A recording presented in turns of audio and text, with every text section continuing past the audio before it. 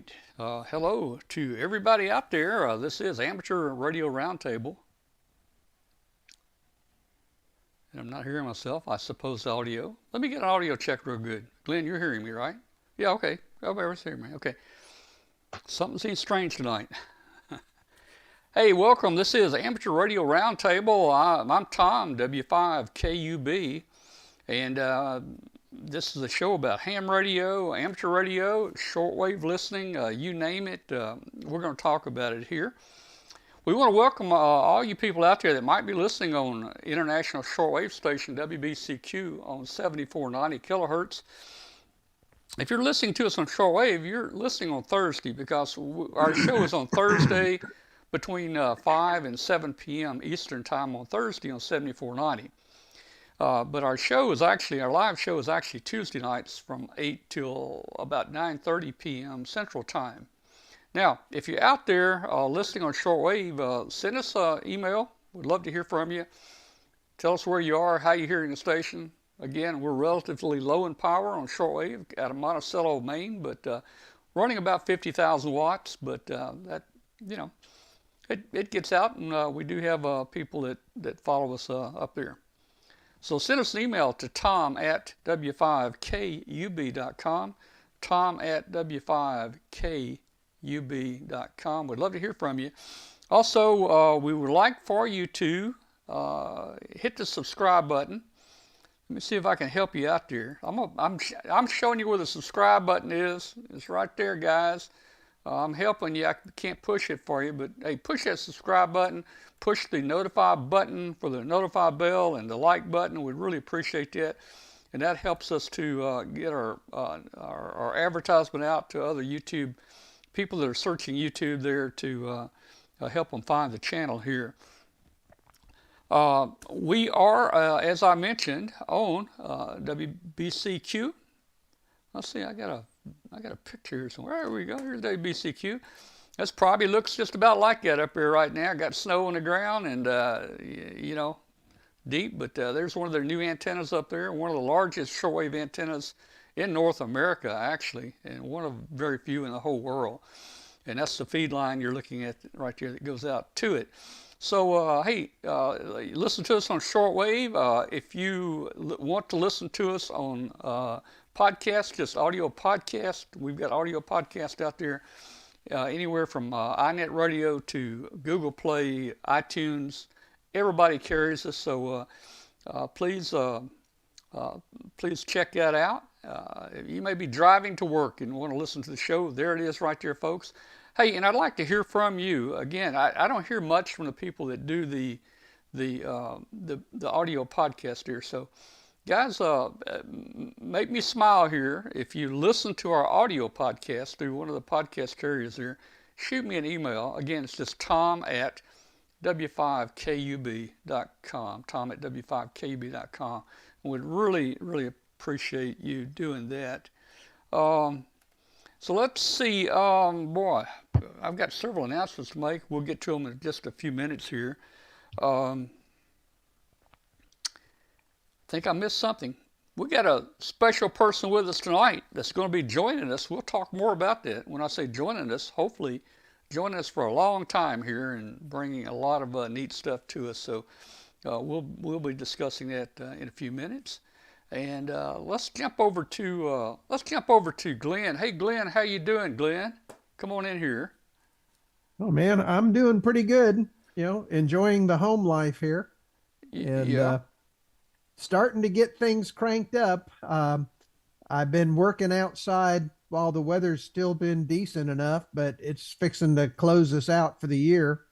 And once that happens, I stay indoors. The lab fires up, and let's just say that both workspaces are cleared off and ready to rock. All right. Well, I'm happy for you. You're going to enjoy retirement there. As soon as you can just as soon as you can 100% make it, you're still kind of hanging on there. What do you mean? You just hanging. I don't think you're really committed to just getting completely quitting work, man. No, not really, but heading that way pretty quick. Yeah. Okay. But like I say, right now I'm starting to focus on the next book, which is going to be focusing on the Raspberry Pi Pico and Python and stuff like that. Yeah. And so that's where I'm fixing to head starting in the spring. All right. Well, good. Hey, before the show started, I talked to you about that music across Zoom. Remember that? Yeah. Do you see what's on the screen up here? Is it? You're seeing it, I'm sure. Oh, it says for musicians off. Yeah, the sound for musicians is off, and I don't even know where to turn it on. I was looking for it a minute ago, but Oh, that's in your audio microphone setting, I believe. well, I think it is. Let me just real quick see if I can set that. Let me go to audio. In your audio settings. Yeah. I'm okay. There's audio. I'm in audio. And then under your audio profile, it says original sound for musicians. Where's that? Under your audio profile, audio which is settings? right below the microphone. Under settings? Yeah, under settings. Right there. Okay, there it is. And? Right below, see audio profile there, right below your microphone stuff? No. Which side? Left side or right side? Right where your mouse is now. Go down to the next bold text. Right there. Says audio profile, and then look below the third line on mine says original sound for musicians. I don't have a third line. See what I got? That all you got? Yeah. Just the one line? Yeah. Mine's got 3. Oh, wait a minute, wait. There we go. Yeah, this scrolling thing is really cool. You need to try it sometime. Yeah, okay. So what do I need to check here? The original sound for musicians is what I've got checked. Well, it is checked. Yeah, I don't know. Your other one would be live performance audio that's a beta, but I don't know. Outside of that. Well, I'll figure it out later. That would be the next step. All right. Sorry about that, guys. We have little technical blips that hit us all the time here, and as usual, Glenn can't help. No. It's his fault. It's my fault. Why do you think I live in Mississippi? You can blame me for everything, and I don't care. All right. Well, hey, we've got a guest with us tonight, and actually, he's not really a guest anymore because he's joining the team here, and he's going to be with us when he can. And we'll a little later in the show we will explain what I mean by he won't be with us every night. But we're so pleased to have Jim Heath with us, W6LG tonight. Hey, Jim, come in here and say hello to everybody. Yeah, Jim, before you start, whatever he offered you as pay, I'd ask for double. Well, Jim signed a non-disclosure agreement. He cannot tell you, man. I didn't hear anything about money. But well, I take some of that equipment behind him. Yeah, well, hey, how you doing out there, Jim? Doing okay. Yeah, you're looking good tonight, Jim, and I'll take some of that equipment you got behind. Maybe we just need to swap equipment, man. That's right. Well, the story behind some of that is, well, first of all, I was in a business where I could buy equipment and write it off as an expense because it was an expense, and we were manufacturing HF antennas. But after that, it was decided by me that I shouldn't drive anymore. So my wife sold my car. And I said, okay, if you're going to sell my car, I want the money. Oh, boy. So I got the money from the sale of my car, and I paid for 7610 and the Yaesu 101D. Both transceivers are a lot of fun, and some other stuff. So that's cool. That's how that. Yeah. Maybe. Yeah. I need to go talk to my wife and see what maybe I can get some new stuff. Well, I don't have room for it. My problem is, Jim, I don't have room. You have too much stuff. I've run out of room. You need a bigger house. Well, that's another story. Okay. Yeah. Well, look, hey, Jim, tonight I know you got a little segment. You're going to be talking to us about some testing that you did concerning SWR, and I think we're all looking forward to seeing that. It's going to be interesting. Yeah, it's a video I uploaded yesterday, and in 24 hours, I think it's at about 8,000 views.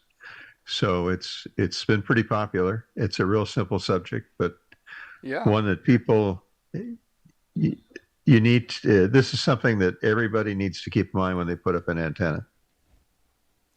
All right.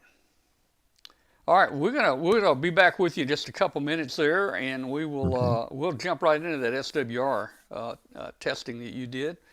Okay. So I'm going to jump into just a few things here just real quick and give you guys an update just kind of up front here.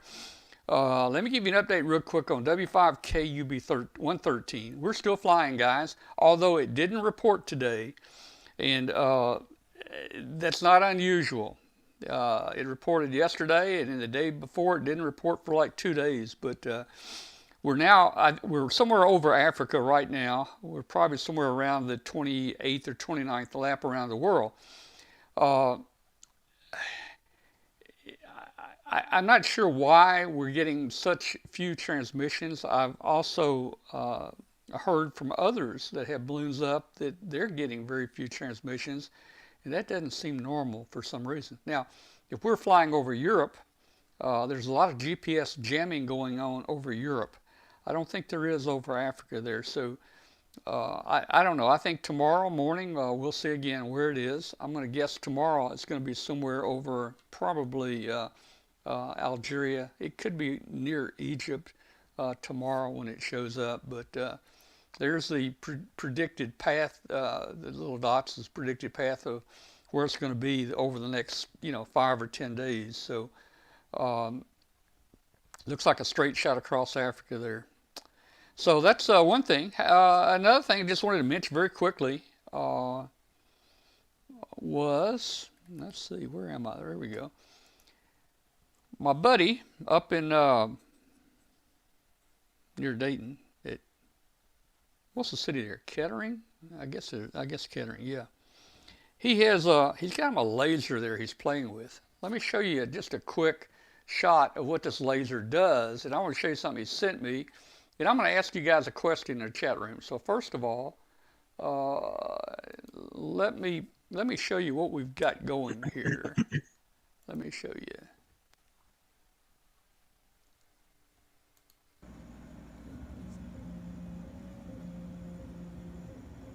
Now, this is kind of cool. I would not want to put my hand down here.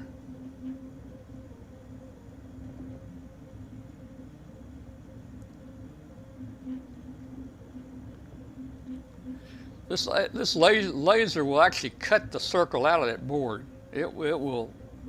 It's like a saw, guys. It will cut through that board. All right, so that's probably enough of that. That's probably enough of that. And I want to show you what he sent me. He sent me some, he cut this out of wood, man. That laser cut it out. Send me a cup holder right there. That's kind of cool. Let's see. Yeah, that's kind of cool. Cup holder, sent that to me. A little football shaped thing. I don't know what I'll do with that. Maybe I can make a name tag out of it. Name tag, yeah. Yeah. He could do that and put safety pins on the back. Let's see.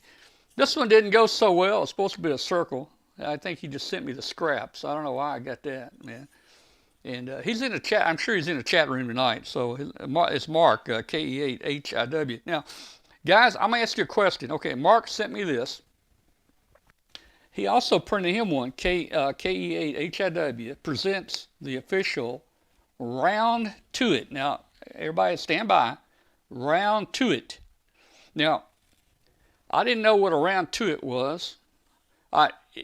Everybody in the chat room, tell me if you know what a round to it is. Just your call letters or your name, and say yes or no if you don't know it. I'd like to see, and then we're going to talk about what round to it is. You better hope that Kathy doesn't know that you have that. What a round to it is, yeah. Okay, Don knows what a round. I could not figure what a round to it was. And I actually Googled round to it, T-U-I-T, round to it. And the definition said something like, I'm going to take care of everything, and at some point it's it'll be done. I mean, I'm going to do it.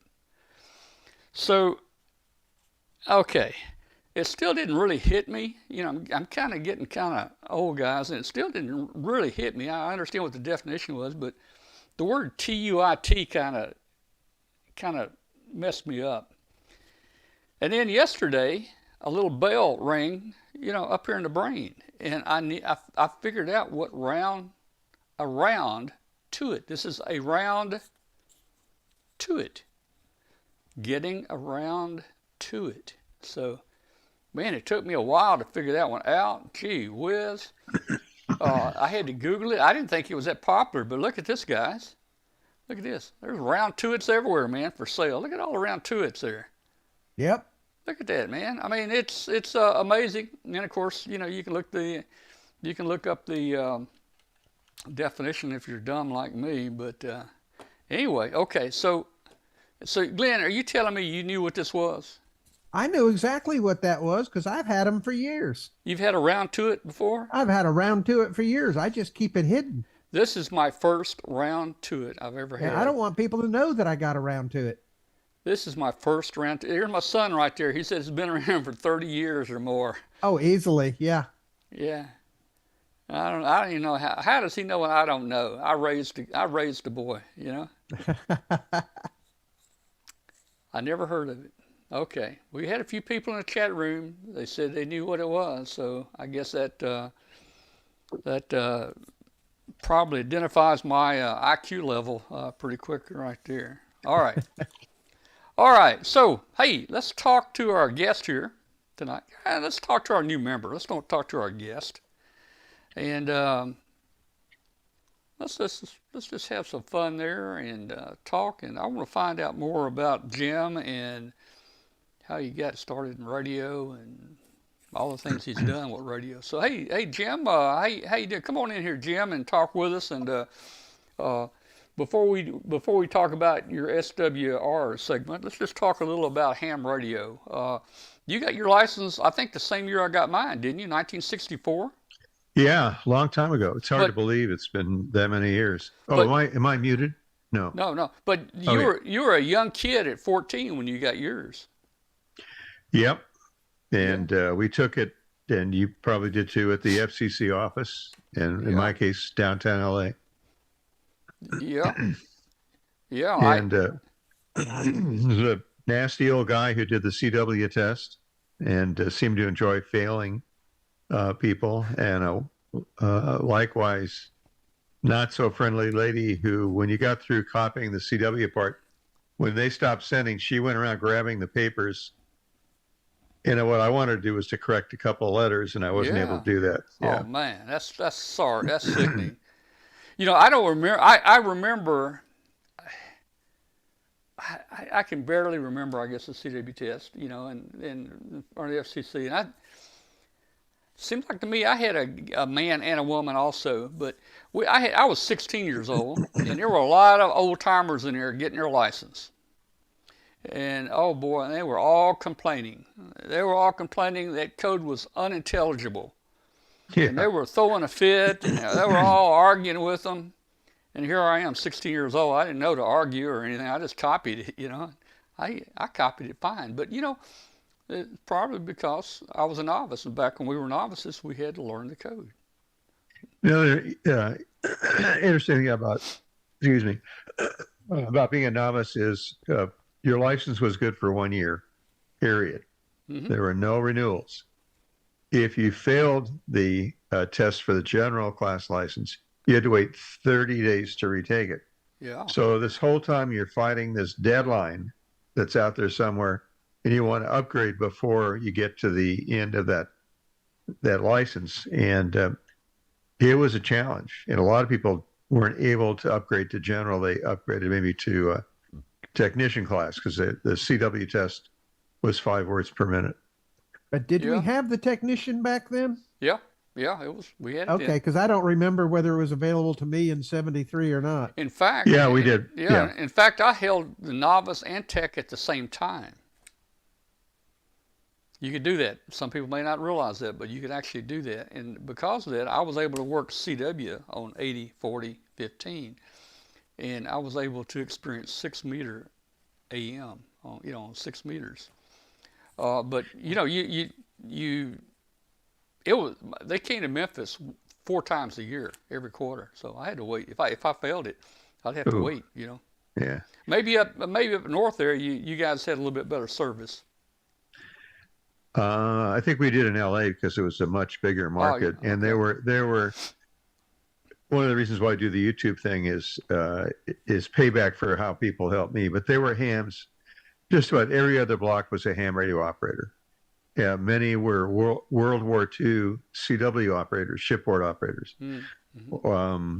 And if I needed help with something, there was a guy on the next block. More than once I put a transmitter into a wagon and rolled it over to Jack's house to have Jack fix it for me.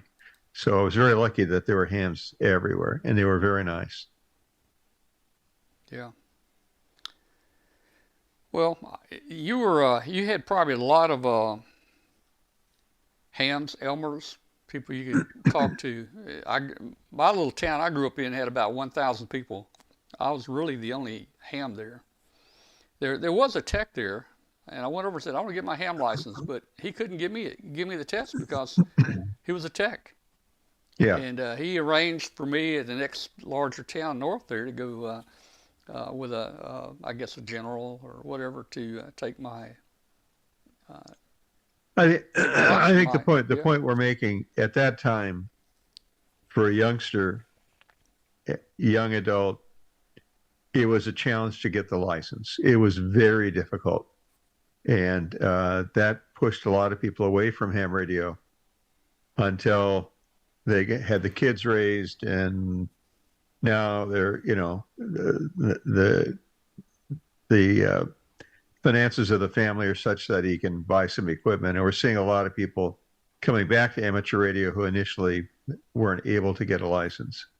And it's a nice thing. We do have a growing number of amateur radio operators in the United States. It's somewhere past 700,000. Yeah. And many of the new guys are eager to learn now that they've retired.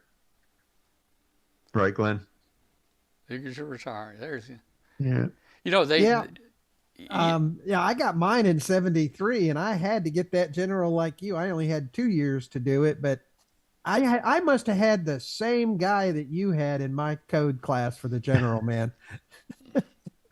I was just terrified. Here I was 16, so yeah. So they changed the novice license from 1 year to 2 years at some point. Somewhere between me and Glenn here, they changed it, I guess, to 2 years. Right. And plus, did you know there are still novices today that have a license? They back when we got it, they expired. But that at some point, maybe when it went 2 years, I don't know. Yeah, when it expired, you were not able to renew it or extend it. You were done. That was the end of it, which made it really hard. But they've changed that. I know a novice today that has been a novice for 30 years or just keep more. renewing it. Yep. Yeah. And that's good. That's the way it should be. Oh yeah. All right. So we were talking before the show. We kind of crisscrossed paths there up at Dayton there. We were almost sitting beside each other there for many years, one way or the other there around Bob Heil in that area. So you were working with, you were selling some antennas, weren't you? Yeah, we were selling some HF antennas and then some connectors after that. I think what you and I remember probably is the wood floor, the chandeliers, the T-bar ceiling, and the odor of rotting wood because there was this large floor area and no ventilation underneath the floor, no way to vent the space, and it just reeked, which Jim, was really bad. I don't know if it happened before your last year going up there, but I think they're in the Golden Room. They actually set up tents inside the room 1 year. I don't know. Did you know about that? No. Tents? The roof was leaking so bad that some vendors put tents up inside the yellow room there. Can you imagine? Yeah. Oh, but you know what? I loved Harry, even though it was about to fall in, and even though all the toilets would back up, and Yeah, that's And right. Yep. I loved Hera, and still today I love it more than I love the new location out at the fairgrounds. I guess it's just because I went there for 25 years, or no, probably 35 years, and then when they moved, I moved to the fairgrounds. But I really like the old place. Maybe it's because we knew our way around inside. You know. That and in my case, I thought the flea market, Yeah. I don't know if it's the layout's different or what, but I thought the flea market at Hera was better, bigger. I may be wrong, but it Yeah. just felt bigger. I never had time to go out and look at it, Oh, I unfortunately. lived in that flea market, Yeah. man. Yeah, Well, I would like to have done it. I think it's because of the pavement. Even though the pavement had a lot of holes in it, it was still nice. It was still a pretty much nigh mud hole. Hey, Glenn, you were in a mud hole here a couple years ago, weren't you? Well, that was it. That was like the first year over at the fairgrounds. Yeah, they had that massive amount of rain and didn't have the drainage right in the vendor area. I mean, the flea market area. And yeah, I was in mud up to my knees. Yeah, yeah. It got deep out there. Really It got did. deep out there, but they put up the crushed asphalt and stuff, and it's been really good ever since. But I still think that in spite of that really crazy lunar surface that actually caused me to blow out a shoe at Hera, I still think that the flea market at Hera was a little bit bigger. Yeah, I liked it. I liked it. Hey, Jim. So, tell us about your operation. Are you active on any of the particular bands, or? Yeah, I don't know if I can bring up a picture of my antenna. Yeah, I'm active on 20 meters. I'm primarily a DXer, and for most of my life, I've lived it a lot around the gray line. So I get up in the morning, and where is the gray line? What's it headed to? Who's on the air? I enjoy. Well, for example, today I talked to Ferry YB0AR and Alpha 85 Alpha for a long time. So it's fun to make friends like that and meet them on the air. And I've been able to do that with a lot of guys. So I try to work DX as much as I can. And I'm looking for old friends and have a good time doing that. So I built a small 3-element Yagi, and it's on a rotating tower. The motor's at the bottom. There's a thrust bearing above that holds the tower. And then I put a winch on it and a remote control, and I can, from in here, run it up and down because we have a height limit of 30 feet. And I have 5 cameras pointing at the tower. Some are looking at the winch. 2 are looking at the winch to make sure nothing's going on there. One's looking at the coax, and then the other 2 look up at the Yagi to make sure it's coming down or going up as it should. So 20 meters is I really enjoy 20. If I had tri-bander, I'd be on 15 also. And 10, as you know, is going to be good. I don't know, Glenn, when is the peak of the cycle? Are we 1 year away from the peak? I think it's in 2025.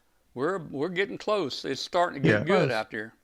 Yeah. So once that goes away, 10 meters go back to being dead.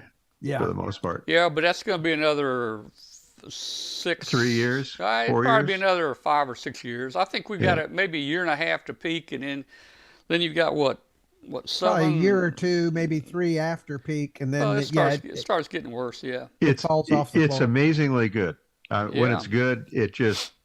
I had heard stories when I was a kid and didn't believe them, and then, for example, in 1981, we had moved into a house on top of Wolf Mountain, and I set up a transceiver in the garage and ran coax out to a dipole for 10 meters, and it wasn't more than about 6 feet off the ground, tied to the house, tied to a tree. It was working Europe like crazy with 100 watts FT101.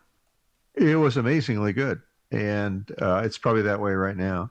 But anyway, I'm on 20 meters because it suits the time I can get on the air, and like I'm on Alpha 85 Alpha. We have a lot of fun talking. We call each other grandpa because we both have grandkids, and we're talking about what our grandkids are doing. So that's the neat thing about ham radios. You can make friends in other countries that you would never have the opportunity to meet, and uh, you can have a nice conversation with them, and that can go on for decades. Uh, it's it's truly amazing that the friends that I've made in other countries, and who they are and what they do. Well, sometime shoot me an email when you're on 20 meters, and I'll try to join you. I think I can work California on 20. Oh, Oh I think yeah. you could. Yeah, Yeah. that's be from here to there is probably first hop. So one Yeah, hop to your place in Texas. I Yeah, think I'm working. Hey, so Jim, let me ask you a question. Do you know what self-fusing tape is? yeah. Self-fusing tape. I have So, some rolls of it. Yeah. all right. Here, as a matter of fact. The reason I asked that, one of your customers in the chat room here, Don WJ3U, he said he still has some of your self-fusing tape that he bought from you. Is it called Raincoat? It was, yeah. All right. Does that bring back memories, man? It does. We sold a lot of those roll. It's great stuff Yeah. because it didn't stick to the coax or the coax connector, and you literally could take a knife and slice through it, and it just sprung off. But it would weatherproof coax connectors. Uh, Self-amalgamating is also another word for Yeah. it. It only it's weird. It only sticks to itself. It only adheres to itself. So as you wrap it, it starts adhering to itself and it forms a bond. And it's not sticky. You can touch it. It doesn't stick to your hand. Yeah. Just sticks to itself. We're getting some questions here. Don wants to know: are you using wired or wireless cameras? All your cameras on your These guys? I guess for your antenna system. Oh, they are wireless, but they don't work well. So Ah, I ran Cat5 cables. I'll see if I can. I got Yeah, you. I can bring one. Yeah. So I ran Cat5 cables to them and hooked them up that way. And All that's right. been the most reliable. All right. So some people here, and maybe this is what I need to do. They say they have you in ham alert if you get spotted.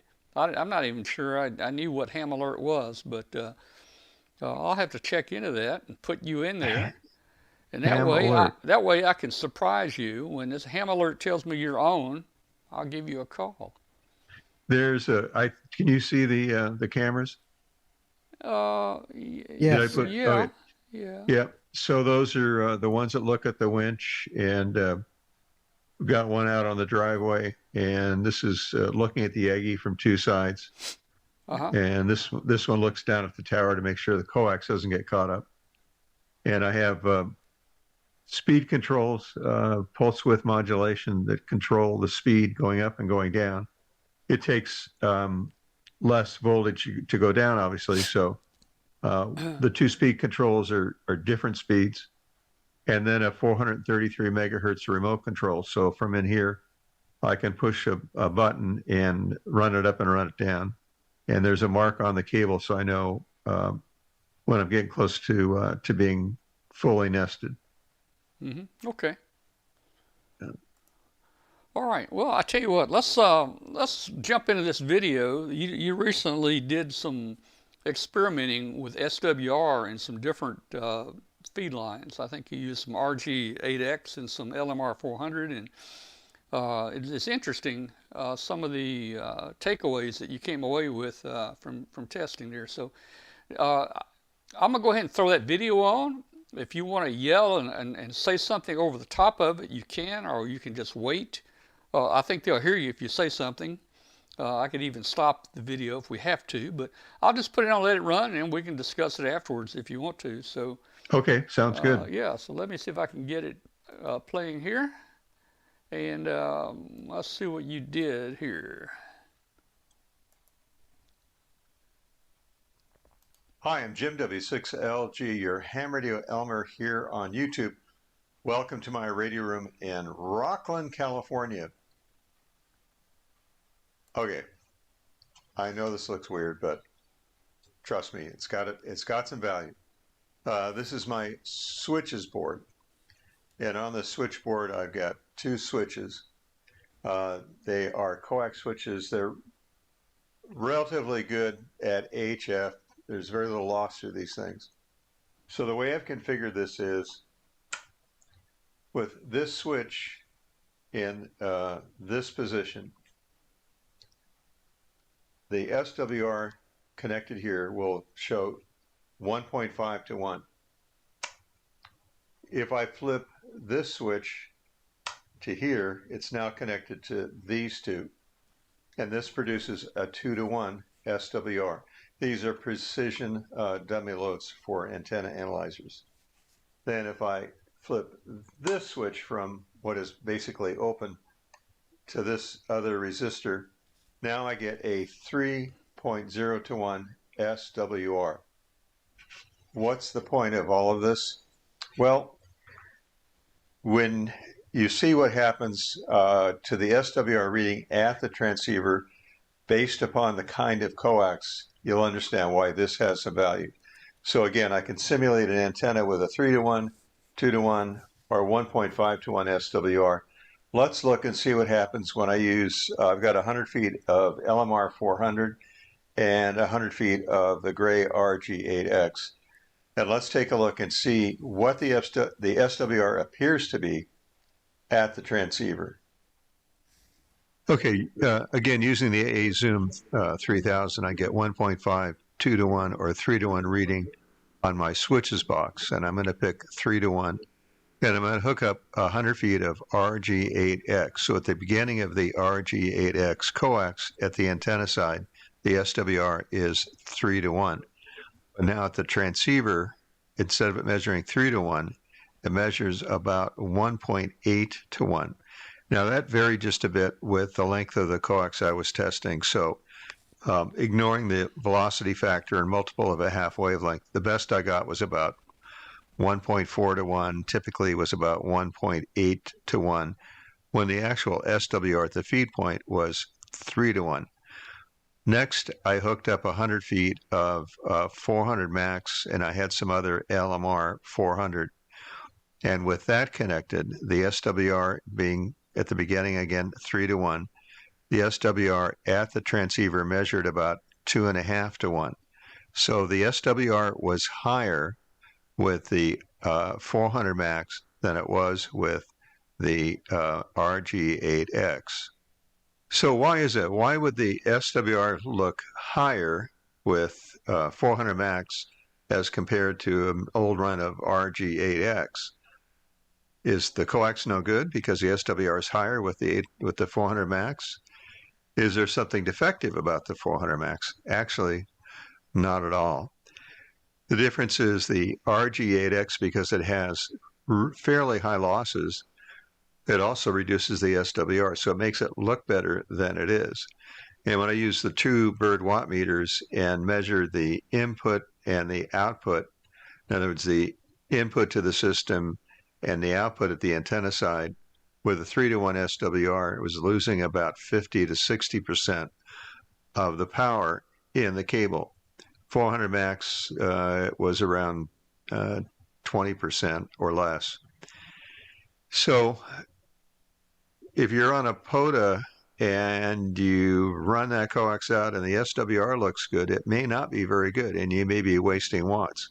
Same thing when you're at home. You may hook up a dipole, a vertical, no matter what it is, and the SWR needs to be read at the antenna, and if you can't get to the antenna, then a multiple of a half wavelength will help. So the shorter the run of coax to the feed point of the antenna, the better. If you can do a half wave, that's the best. So a high SWR with good coax is actually better than a low SWR with lousy coax, in this case RG8X versus 400 max. There's other versions of that, LMR 400 and other kinds of 400 coax that you can find that has relatively low loss at HF. So in my little switches box, the point was that I could pick different SWRs and do the readings. If the SWR was relatively low at the antenna, the losses were much lower. I set it up with the highest in the worst possible case. Doing that, I'm Jim W6LG. Thanks for watching. If you have any questions, post them below. If you have a comment, put that below. If you want to do a thumbs up or a thumbs down, please do that. If you haven't subscribed, I ask you to do that too. 73 from Northern California. See you the next time. All right. That was interesting. I've never seen anyone do an experiment like that. That's cool. That's cool the way you laid that out, Jim. Yeah. And I tell you, you're getting a lot of comments. There's a lot of comments on that video. And you're starting to get people to think about it, and I think people actually do learn from watching those videos there. Even if they don't understand it, they start digging into it and researching things, and they actually learn from it. So that's cool. Yeah, I think there's maybe 100 comments so far, maybe a couple hundred, and they're almost all complimentary, and a lot of guys understand the theory behind that before I had, before the video. They knew a high SWR and lousy coax meant huge losses. So some folks wonder why they don't get out as well as others. Well, look at your feed line, look at your antenna. That's the most important part of your station, is the antenna system. Yeah, that's what I was going to say. Hey, let me ask this question right now while we're on here. I know a lot of people saw that video after you posted it, I think yesterday, before they saw it here on our show. And we made a little announcement in there that you would be on a show tonight. I just would like to ask anybody in the chat room watching tonight, if you came over to our show, if this is your first time to come over, or if you came over here because Jim was on tonight. Just be interesting. We just posted that video yesterday, so it's got a lot of views for sure. So hopefully we've got some new people that maybe just learned about being here with us, and maybe they're here tonight with us on Amateur Radio Roundtable. So a lot of what I teach is really simple stuff. It is the basics, but some of it is confusing. And for example, I did a video where I talked about the feed point of a dipole, and more than one person emailed to say, what is feed point? So that means you really got to go back to the basics and explain it right from the start. I saw one of the comments in your video today. A guy says, I've been in radio for 38 years, and I don't understand. This is the first time I've heard about a half wavelength piece of coax. Yeah. And that really surprised me. Yeah, me too. So, wow. So there are a lot of surprises. So I'm going to try to cover that again. I have covered it in the past, and where it's if you take a circle and you turn it into a wave, when does it cross through the zero line? Well, it's every 180 degrees. So we'll get to that. I was lucky in that one of my Elmers was a gentleman who worked at Lockheed. We became friends until he died, and that probably lasted 40 years. And he had a way of describing how things work that was really simple. And I've tried to follow that as best I can with a simple explanation. The subject may be complicated, but there may be a simple explanation, or at least enough so that the person who watches the video, can discuss it with somebody else and have some understanding of what's going on. And that includes things like dB and the rest of it. It's just, much of it is difficult. That's sort of the fun too. You get a ham radio license and there's a whole bunch of stuff you can learn. Oh yeah. Like your balloon, that's circling the globe. How many trips around the planet has it made? Oh, it's probably made about 28, 29 times around. Absolutely amazing. 4 years ago, Jim, 4 years ago, if you could make it once, you were doing good.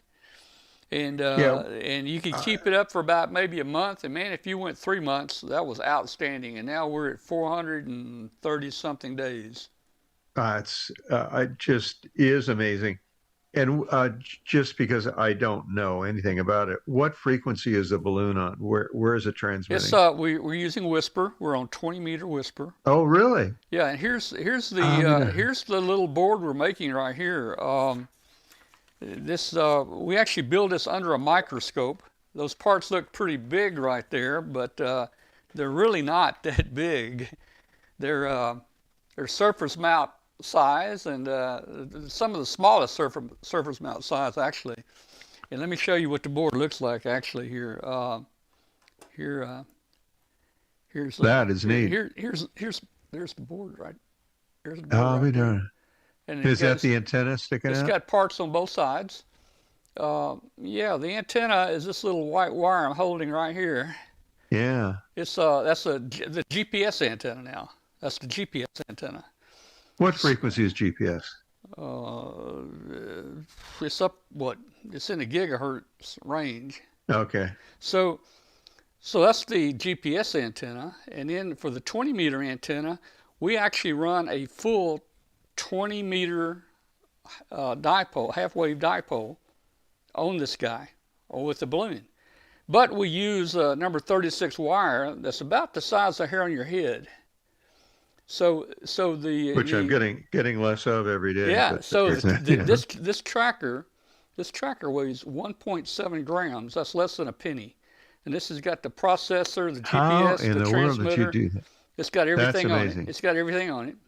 So 1.7 grams. The solar panels add a couple grams, and then our 34-foot antenna. The 34-foot antenna actually weighs about 1.5 grams total.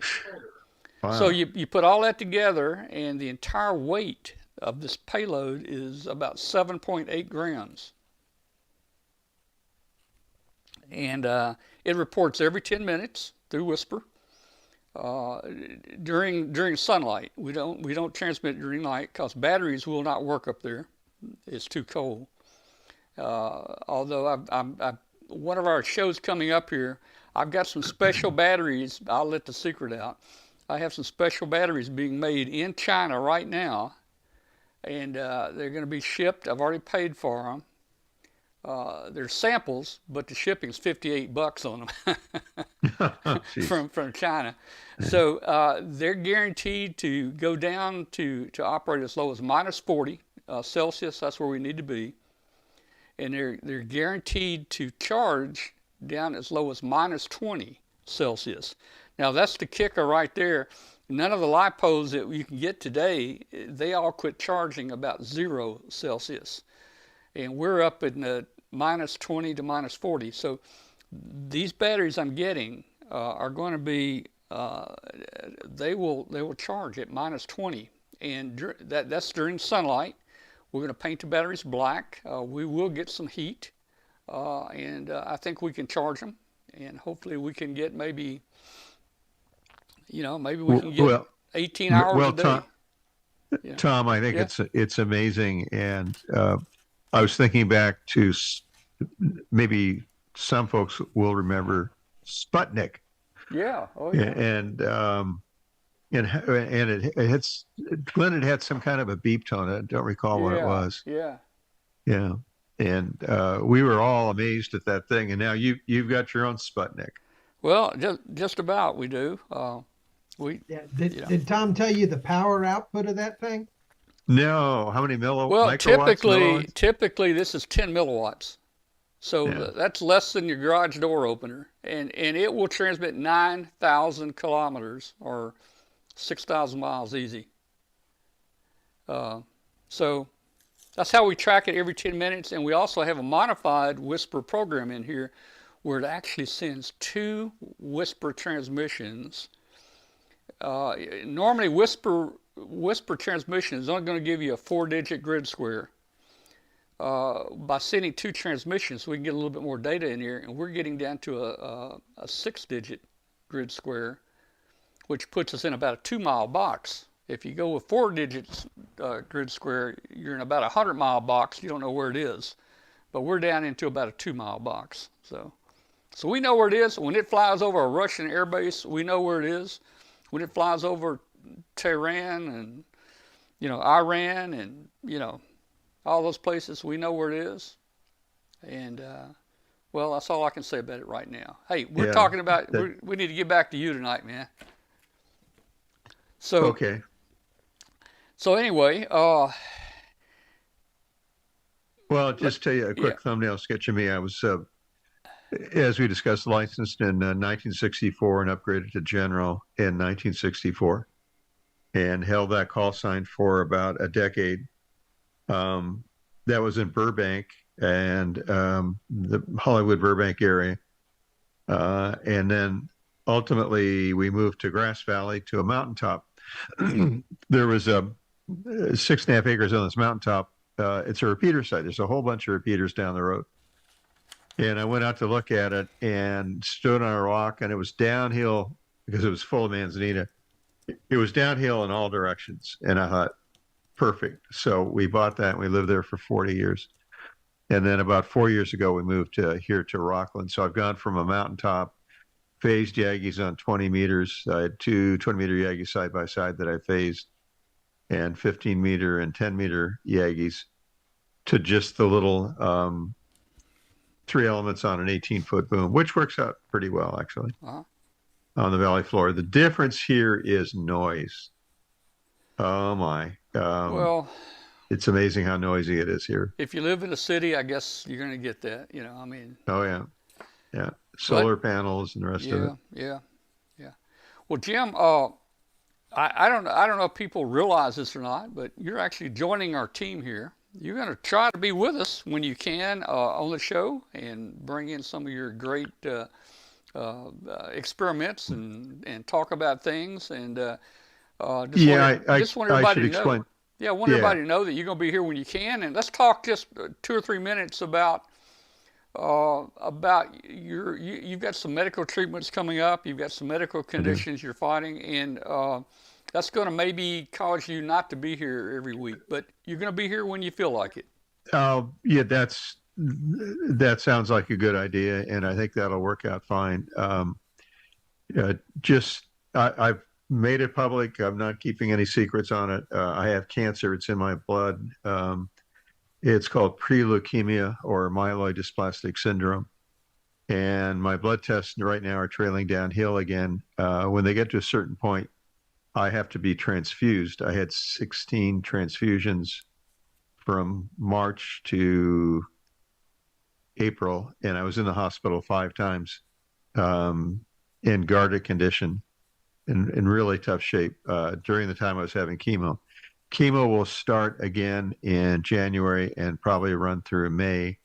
The first week of the month, there'll be chemo in that week, and then 3 weeks off. And the first week I had chemo, I left the building and I thought, well, that wasn't so bad. You lay in a chair and they put in the stuff, and got home and, oh my God, did I get sick. So, it's a tough thing, but let's talk about that. I've got to put in a plug for ham radio, amateur radio. My white count at one point was close to 0. So I had no immunity to anything. In other words, if I shook Glenn's hand, I could end up with, a cold and then be in really bad shape because I have no way to fight it.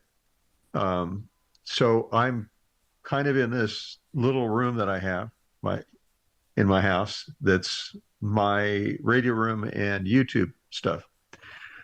Why is that important? Well, here's the pitch for ham radio. On days when I don't feel good, I try to get on the air, talk to some friends. It may be DX, it may be Amon, Victor 85 America. I said his call sign wrong earlier. And so I feel good at the end of that. I've got a smile on my face. I didn't feel sick during the time I was talking to them. So it's good therapy. If I didn't have ham radio, I'd be sitting, I don't know, watching cable TV and drooling. It's just, So ham radio has been great. I've got lots of friends. I get emails all the time asking how I'm doing. And sometimes I meet guys on the air. And it's a kick when you call CQ and somebody says, I've seen your videos, or I'm a subscriber, and then we talk for a while. So ham radio has been a good medicine for me. Well, there's several comments on here. One's from my son there, and we do understand what you'll be going through. My son went through it years ago, and my son says he understands firsthand as a survivor of 31 years. So, and I can remember that just like it was yesterday. It's Yeah. and since you brought that up, it's harder on you. It's harder on my wife. It's harder on the caregiver. It's very hard on the caregiver because Mm-hmm. that person, when you get home, you end up. I think I spent weeks in bed, just had no energy, and so the caregiver is worrying about you, getting you to me, getting you to the chemo sessions and making sure you're taking your medications and staying hydrated and the rest of it. So it's really Mm-hmm. hard on that person, really hard. Well, all right. Well, Jim, we wish you the best. And Thank you. hey, you got a lot of people pulling for you here. A lot of people uh, are But you making want to talk about comments my here. little switchboard just for a second to Yeah. get back to Yeah. okay. Go right ahead. Why did I do this? And Glenn is smiling because it does look kind of goofy. And I tried to I had a box and I put resistors in it and I would switch the resistors in this box and I had reactance. I had inductive and capacitive reactance and I couldn't get rid of it. I thought, son of a gun, what am I going to do? And then these switches are really pretty good. They'll handle 1500 watts with ease. There's Mm-hmm. pretty good isolation between one position and another because it shorts out the other one. And I was looking at them, well, I've got a drawer full of these. I've got like 6, 7. And I have a bunch of these. I called it a dummy load in the video, and a couple of people have said, well, they're not. Yeah, that's exactly what the label says. It says it's a dummy load. So this was a way to figure out what happens when the SWR is high and how important is coax. And the short answer is spend your money on the feed line and the antenna. I know you look at something and you want to buy it. Maybe it's a microphone, but that may not give you any further distance. But a better antenna with a better feed line will, and get the most expensive feed line you can afford. And for some that will be RG213, and for others it'll be something bigger like LMR 400 or 600. Yeah. The other thing too was multiple of a half wave. A lot of folks have asked me about that and want another video to cover that. So I'm going to try to get there. And that just is if you have an antenna and if you can set a feed line to it that's adjusted for the proper velocity factor to half a wavelength, what you're going to see at the end of the coax is pretty much the way it looks at the feed point where the coax connects to the antenna. Because sometimes you can't reach the antenna. You've got to be on the ground. It's up in the air. What do you do? Anyway, we're going to cover the multiple of a half wave and what that means in the next video. Well, That would be cool. That's great.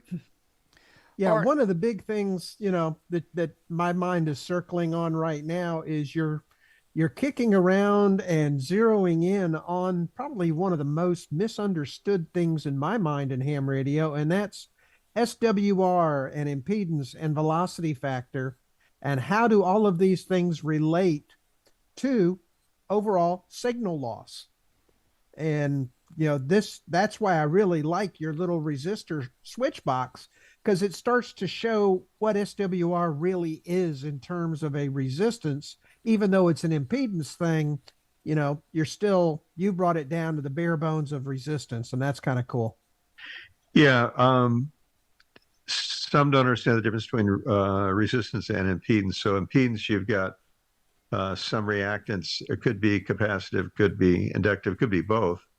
So it maneuvers the impedance from, you maybe have a 50 ohm antenna, but because of reactance and other stuff going on, it may actually be 75 ohms or 33 ohms.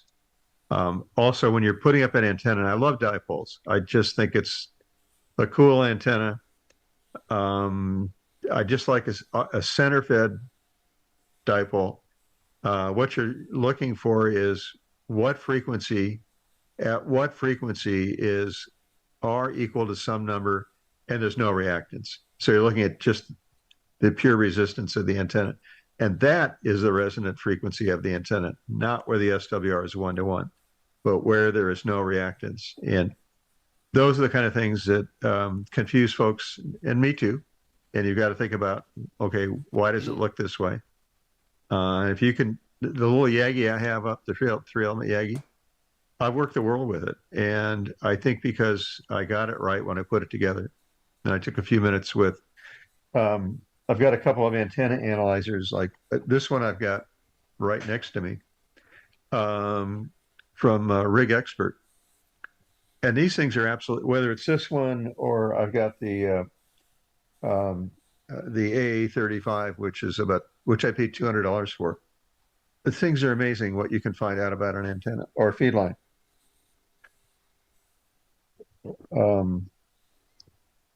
I've got a number. I've got a number of antenna analyzers here, both the Comet and also the MFJ. Yeah. And I looked at that Rig Expert. I said, hey, maybe I'll buy me one of those too. And the Rig Expert, the 3000, that thing cost almost $2,000. Man, it is high, but that goes up to 3 gigahertz, and there's no reason to get something that goes up that high. You know, the other one I have that was $200 and change at gigaparts when it was on sale, it goes to 35 megahertz. And they've got another one that has a few more features that goes to 55 megahertz. Yeah. The AA55.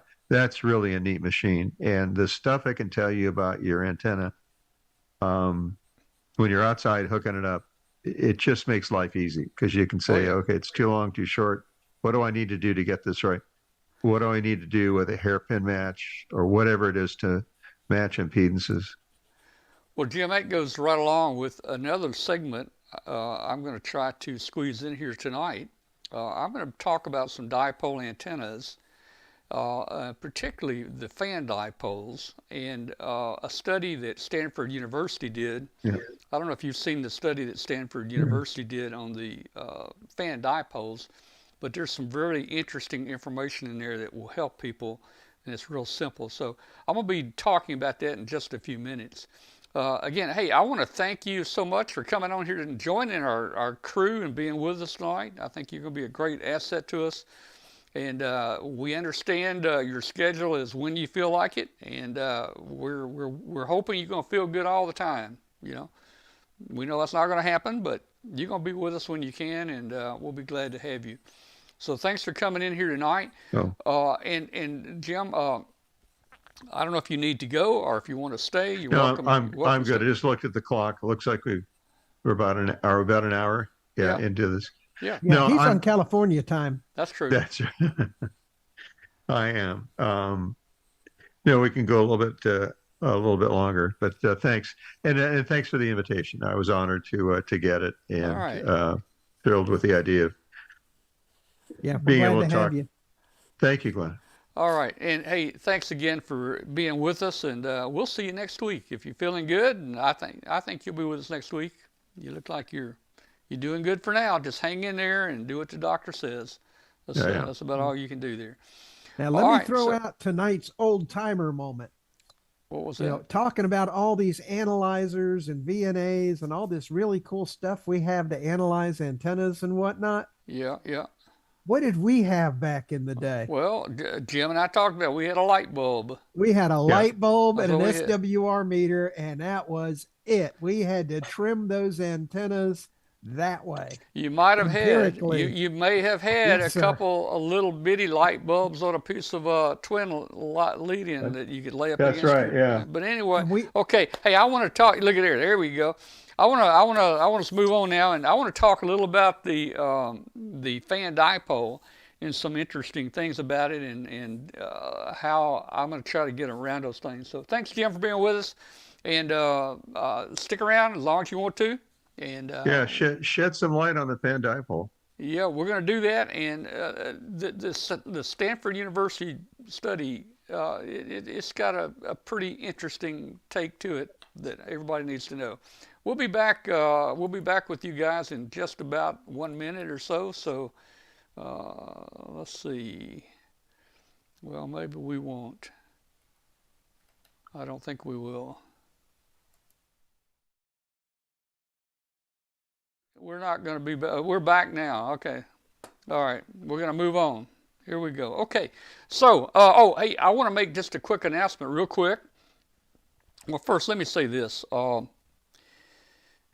Where am I? Boy, it's been so much fun tonight already. My head's full of things. Okay. Hey, let me just make an announcement here again. If you're out there listening on shortwave, you're listening to Amateur Radio Roundtable. It's a show about ham radio, amateur radio, shortwave, and we're so glad you're with us. Send us an email to tom@w5kub.com. We'd love to hear from you. Join our video show on Tuesday nights. You can see us live. We have a chat room. You can join us 8 p.m. Central Time on w5kub.com. If you're on YouTube right now, you can watch us on YouTube or you can watch us on w5kub.com. Both are the same. Please hit that subscribe button. I'm helping you out right there, pointing to where that subscribe button is. Hit the subscribe button, hit the like button, hit the notify button. We've already put in a chat room Jim's webpage. Just go to YouTube and just type in Jim W6LG. He's got a lot of great videos there, and subscribe to his channel there if you will. All right, so back to just a quick announcement. I'm still looking for, in fact, I just now lost it. I'm looking for, here we go. Guys, I'm looking for an All-American 5 radio. As mentioned, there was millions of these radios made in the like 1960s. It's just a 5-tube radio, no transformer in it. I'm looking for the one with the miniature tubes. You can see the tubes there. The smaller tubes, not the big Lochtel, but the smaller 7-pin tubes there, such as the 50C5 audio output, the 35W4 rectifier. This is the one I'm looking for. And what we're going to do with it, guys, is I'm going to convert that. This is going to be a show project. I'm going to convert that to an AM broadcast transmitter for the show. So when we turn that thing on, we're going to have an AM broadcast transmitter, and we can turn that dial and get on any frequency there. We'll find an empty spot, and we can be DJs for the day. And just want to show you, we're going to do that without adding any additional parts. We're going to take that radio, move some wires around from the tube sockets, and relocate a couple of things. And I think we do need one capacitor added, but we can steal that capacitor from this radio somewhere else. So we're going to make a broadcast transmitter, AM broadcast transmitter, out of one of the All-American 5s, if I get one. And guys, I'll send it back to you. Once we get through with Here's the Show, I'll send it back to you. You can give it to your children. You can give it to your kids in the neighborhood. They can have their own radio station, and they can worry about the FCC. Okay. That's all I wanted to say about the All-American 5 guys right there. So, hey, if you got one, send it to me. All right. So that's going to be a fun project that we will hopefully try to do. Let's see. Hey, Brett, yeah, you can join us, Brett, if you want to, on Zoom. Brett normally has been joining us. He was at a Christmas party tonight, ham radio Christmas party, but Brett, you should know the code to get into Zoom. Okay, hey guys, I want to talk a little about fan dipoles real quick, since we talked a little about them with Jim, and just some interesting things. Now, I've got a lot of antennas here. I've got some 3/8 verticals for 40 meters out there. I got a 5/8 vertical for 40 meters out there. These are wires that actually go up to a tree limb. I've got a 40 meter extended double ZEP out there. It's up about 90 feet, and it's about 172 feet long, I guess. It's fed with open line and a tuner out at the antenna farm. And I've got a fan dipole out there. I've got a fan dipole, but I had a fan dipole out there built for 80, 40, and 20. And I think the 20, the legs are just hanging straight down. I think it still looks okay on 80. I don't know if it's SWR or if it's good on 40. But I really need to redo that before winter. And I'm thinking, okay, you know, I've just got so many antennas up out there. I'm thinking about replacing that fan dipole with another fan dipole, and I'm trying to determine what bands do I want. Probably 80, because I don't have an 80-meter antenna up. Now, but let me back up and say this. That 172-foot extended double ZEP is on a 1500-watt tuner out there. I can actually make that double ZEP tune any band I want to, so I could get on 80 if I want to. But I'm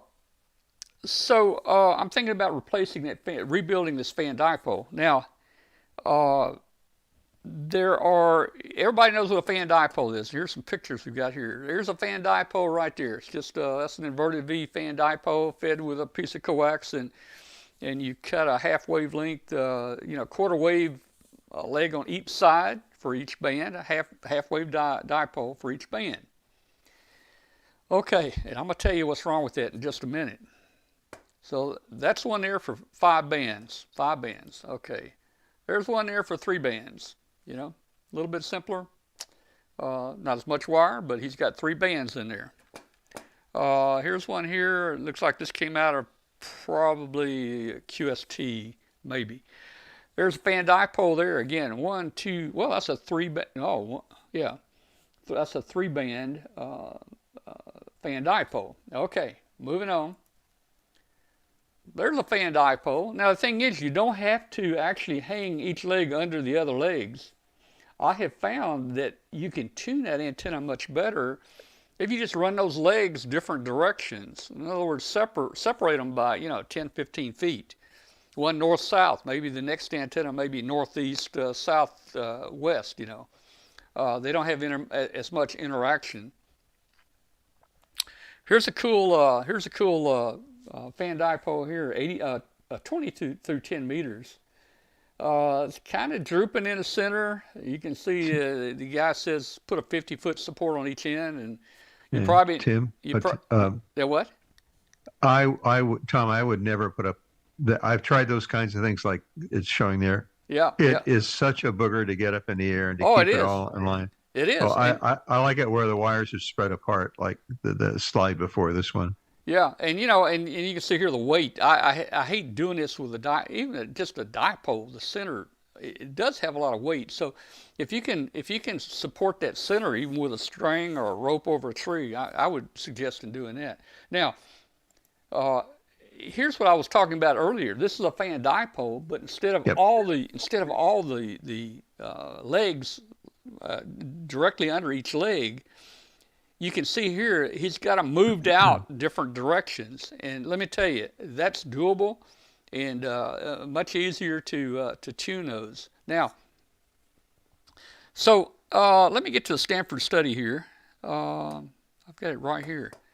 So there was a study here at the Stanford Research Institute, and they found that for this thing to really tune easily and to where you can replicate it, you need a certain distance between the wires. You can't just, I guess you could have a 1-inch gap between the wires and try to tune it. You're gonna have heck tuning it. I've seen articles where they take flat rotor cable, and cut it down for each band. I don't know how they'd make that work, but I've tried stuff like that. It doesn't work. No. It just simply won't work. So here's the kicker. Here's what Stanford discovered right here with the fan dipole. They found that you needed at least 5.5 inches vertically at the feed end, and at least 38 inches in the 2 to 18 18 megahertz range. So they're saying you need to really separate those wires even at the feed point. Now most people try, and that's the way I've done it before. I mean, I've tied them together, like that, and like that. And they're hard to tune. You get one tuned, the other one don't want to act right. You get it tuned, and then you got a problem with the other one. And believe me, it's a mess. Now, Stanford also said that they took that model down to 3 different bands. They have not tried this on 4 bands and 5 bands. I have found in my experience, I can get 3 bands to work pretty easily, But when I go with the fourth band, if I try to add a fourth and a fifth band in there, it just don't work good at all. Now, so the secret I found in playing with this, and I started this, but I did never finish it, and I need to get on it, is to do something like this, where at the feed point he has separation between the legs, and on this particular one, it looks like he has the 5.5 inches, maybe at the top two, but then it looks like he starts kind of getting a little bit smaller separation toward the bottom. But again, it looks like he's working on the principle that they need to be separated there. And is that a coil at the bottom, or I was just gonna ask the same thing. that's a dirty ballon wrapped around that around the pot there. Dirty ballon. So inside there, you can see typically you drill your holes, you put you some eye bolts through there, and you take something like plumber strap and put inside there, and lock washer and nut, tighten it down, and this becomes your actual center feed here. So quick comment about the plumber strap. As an old building inspector, that's great grounding strap. It's got holes in it already. Yep. Use on a vehicle, use it at home. It works wonderfully well. It's got a really low impedance because it's flat and wide. Yeah. Now this looks like copper here. Now all I was able to get, I think I bought. I don't know if this is galvanized or something, but in just trying to build this and test it and see how it works. That's the plumber strap that I got right there. So you can see. They make a version of those straps for cable TV that you can buy. It has an attachment for the wires. You can get it at places like skywalker.com. Oh yeah. Okay. Cool.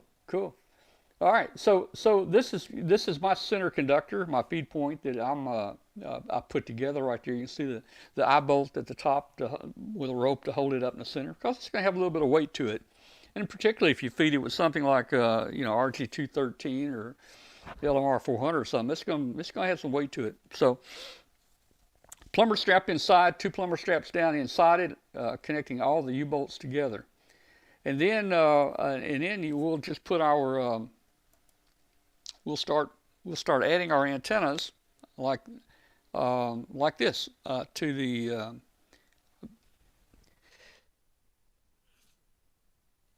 guys. I had to sneeze. Oh, that was terrible.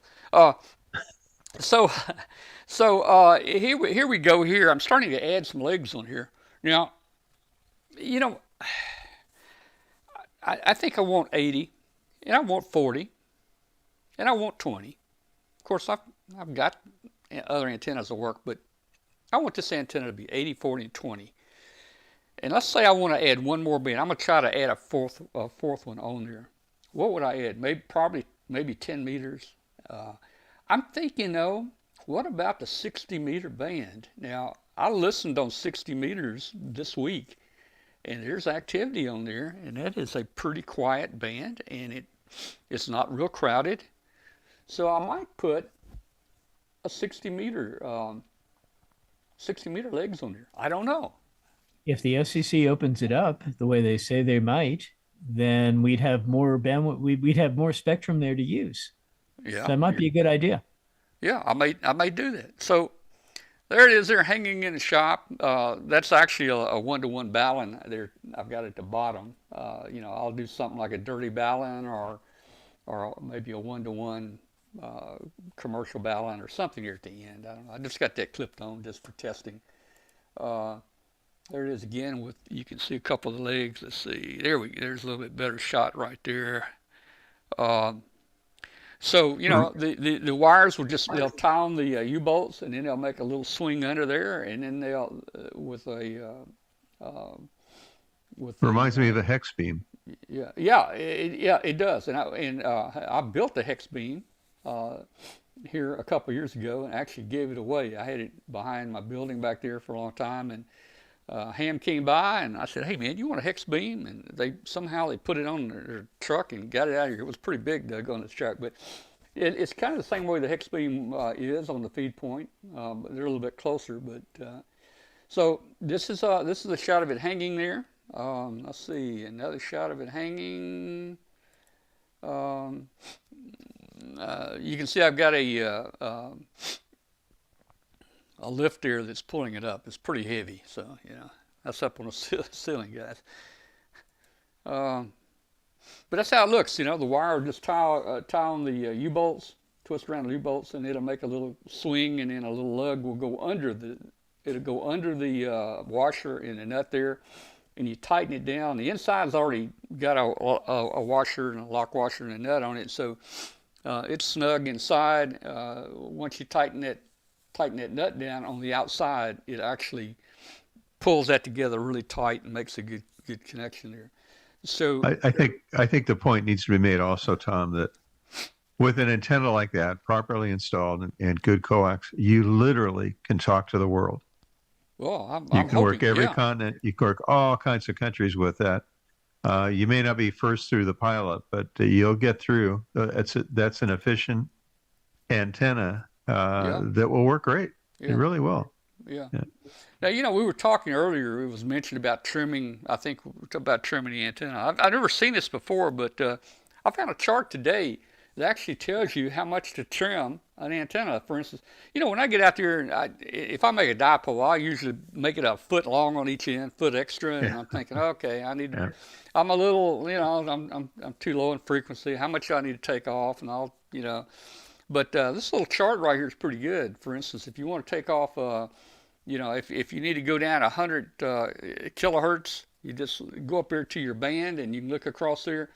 And this will tell you about how many centimeters that you need to reduce it by to bring that frequency up or down by that much. So that's a neat little chart right there.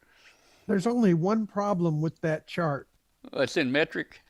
It only works with older antenna wire and older coax, because if you notice, the chart is in kilocycles per second, not kilohertz. You're true. It might not work at all, man, because we have converted. You got to do the conversion factors. Glenn, I'm an OHM, and I never made the conversion to hertz myself. No, it's still kilocycles. Yeah, I never made that conversion, so all my equipment still runs on kilocycles, man. Amen. Absolutely, yes. So back to the Stanford research study. They're talking about 5.5 inches there vertically at the center conductor, and at least 38 inches at the distant ends there from the 2 to 18 megahertz range. So, I don't like putting a lot of ropes up out there everywhere. I don't want to tie a rope on every single leg and put it up out there. So I'd like to be able just to hang each one under the other one, separated by a couple, 2 feet or so. And what I'm thinking about doing is, you could have your main rope that holds your longest one, and then on your third antenna down, you could actually have another set of, paracord ropes or whatever to hold it. If you don't do that, when the wind blows, the sucker will wrap around itself. I've had that happen before, so you don't want it to wrap around. You got to keep them apart. And I'm thinking, okay, maybe I just need to tie a brick on the bottom of each end, and that'll hold it down. Of course, I have seen them with fishing sinkers on them before. You do that. Yeah, I may have to do something like that. So let's see. Okay. Well, let's see. What did they say on this one right here? Let's see. And you may make your highest frequency instead of like 80. Let's come down from the top to bottom. Instead of me going 80, let's just say 80, 40, 20. Maybe you go 80 and then 20 in the center and then 40 at the very bottom. Maybe you can. It doesn't make any difference. You can do that easily. Put some kind of type separators in there. Small PVC pipe. Drill some holes in it. That makes some great spreaders. And I tell you, I have found that I used to have a beam up and tower, and oh man, it was I had it for many years, and I finally got rid of it, gave it away. I'm all wire now, and I love it. I can talk about anywhere on all wire that I could talk to with my beams. And the thing about it is, I've got a lot of trees around my house. People know I have many 80, 90-foot trees all around my house. Some have fallen into my house, but those are gone now. But I've got nice places to put antennas up. And the thing is, the wires, and particularly for black wires, you don't see them from the street. People walking up down the street, you don't see my antennas. So if I use black, it's better than just a stranded wire then, huh? Because I've got some black. I think it's 16 gauge or 18. No, it's 18 gauge, I think. Well, so that with the vinyl coating, vinyl. Yeah, I typically have like number 10 up. Number 10's fairly good size wire. With insulation on it, black number 10 or black number 12. You don't hardly see it. In fact, I'm going to tell you, I can go out in my backyard and stand under the antenna farm and just there in the trees. Try. Now, I'm not out at the street now. I'm in the backyard under my antennas trying to follow the wires, and it's almost impossible, particularly if you get any height to them. It's almost impossible. Are we only talking about 5 or 6 amps because it's I squared R? So the current squared times 50 ohms equals 1,500 watts or so. So that would be, I think, I don't have my calculator working. So you only need wire to be able, Tom, you only need wire to be able to handle 5 or 6 amps. Is that about right? Probably. So I've never worried about that. Typically, I've always been able to scrounge wire from place to place. Anything better than 20 gauge is probably fine up to full eagle power. Yeah. And insulated is better because of the skin effect. Your RF is going to go to the outside of the wire. And so if you don't have corrosion there, it's going to perform better. The kind of wire that I use for my antennas is tracer wire, which is copper coated steel. So it has a really coated, really good, really conductive copper on the outside, but it has the strength of the steel and the springiness of the steel on the inside. So that winds up working the best. And it's insulated. It's insulated with HDPE, so it lasts in the weather. All right, I may be doing something similar. I have, I'm an old military guy. I have a roll of military, what I call field wire. It's 2 pair together, and each conductor has like four copper and 3 steel in it. So each piece has 4 copper, 3 steel. It's double. I just tie the ends together, and it's black. And I don't even know if a nuclear blast would make that insulation come off of it. It doesn't seem to weather very, very bad at all. So that wire will never break. Let me tell you. If it got hung on a tree limb up there and I hooked it to my pickup, I'd probably pull the truck over. Is another name for that? I'm trying to think of what it is. Brett, is it copper weld? Is that also?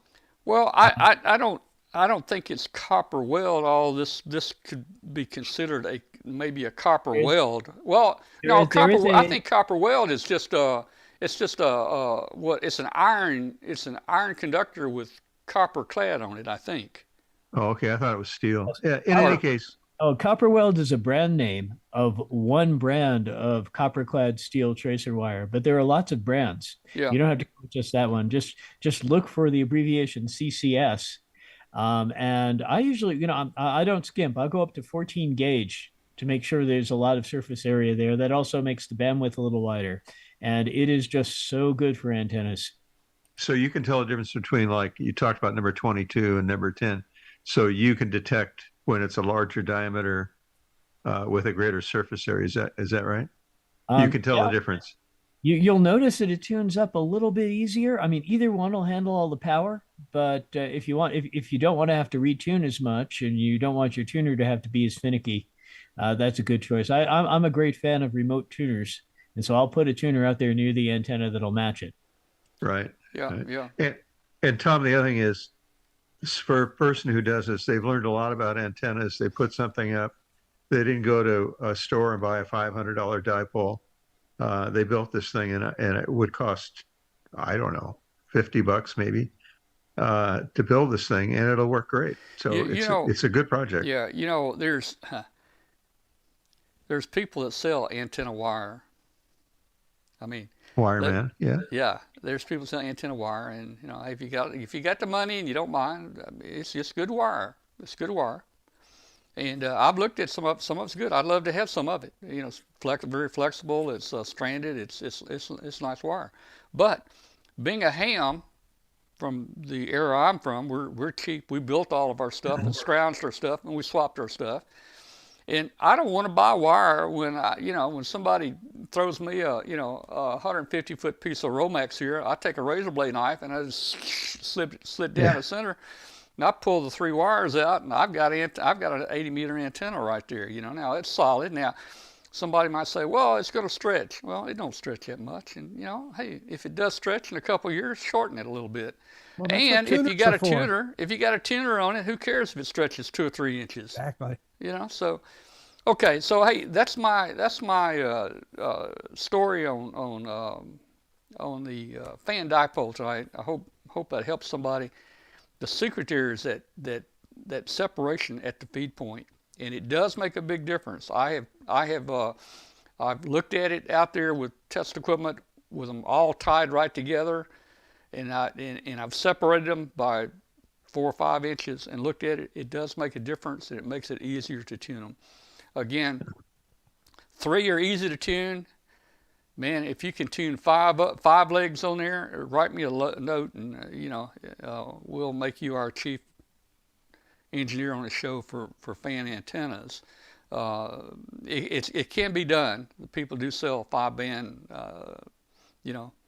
Well, the DX antennas. Commander is really popular, and it's half of a 5-band fan dipole. Yeah, and I've been looking at that antenna lately, and that is 4 or 5 pieces of vertical wire. That's what it is, basically. And I've done the same thing here outside. A single feed point. You cut your quarter wave for 40, quarter wave for 20, 15, 10. Put them all single feed point. Put you a spreader in there. Put them about a foot apart. Take them up to a tree limb. And you got your DX Commander there for nothing, Now it don't look as pretty, and of course I tie that, I've got a buried radio ground system out there that I would use the other piece to. Okay, so hey, that's enough about the fan antenna tonight. I hope somebody maybe got something, or at least by hearing about it, they'll research that now and see. I found I always find some interesting things I want to talk about each night on the show. There is a new cobweb antenna for VHF. Have you seen that, Brett?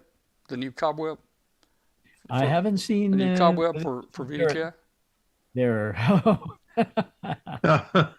Spider must have had a fun time spinning that one. Yeah. It's packed well when they ship it. You got to be very careful. It is fragile.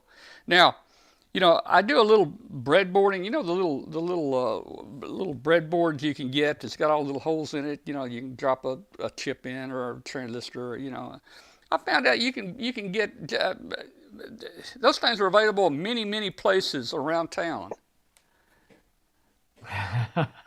You don't have to go with the more expensive one right there. You can get 150, 170 breadboards right here for just a couple bucks, man. Yeah. Now back to the cobweb antenna. Yeah. Now, keeping in mind that MFJ does have that no matter what warranty, so I'm sure that they would ship you a replacement Spider if you asked them to. Well, maybe. And of course, I just stuck this on a show tonight to show Jim. We were talking about something, and it brought up soldering guns, and I don't know if everybody remembers this, but this is a soldering gun that we invented here for the show. Glenn and I, we put this thing through our research and development department here, and it's for long range soldering. So. That's how you solder your antennas back together at the top of the tower. That's right. You don't need a ladder. You don't need to bring them down with that. Do it from the ground. No safety belt. Yeah. That's how you solder your plumbing pipes together from the inside. Yeah. Now, Tom, you've done a really good job tearing apart this dipole. The gosh, my brain just went. The fan The, dipole? the fan dipole. Yeah. I'd like to see us tear apart the Infed antennas, because I'm actually looking to get one of those. All right. And there's a group down in Orlando that sells a really nice one. And I'd like for you to do what you did here, dig up a Standford research article on the Infeds. And Glenn, I have pros and cons several. of those. I have several 49-to-1 balance that I have built, and they're right here in my closet. I just sent my son down in Texas, an Infed, and he's in kind of a HOA, so he's got small wire, and he's got the 49-to-1 he's got out there, and he's working DX everywhere with it, man. So why do you want to spend $89 for an Infed when you can make one for almost nothing, man? Yeah, Well, and that's the question. Yeah. So yeah, it's a good project, and in many cases, it's not really an Infed half wave. It has sometimes they call it a tail or a counterpoise, and that really makes it sort of an off-center fit dipole.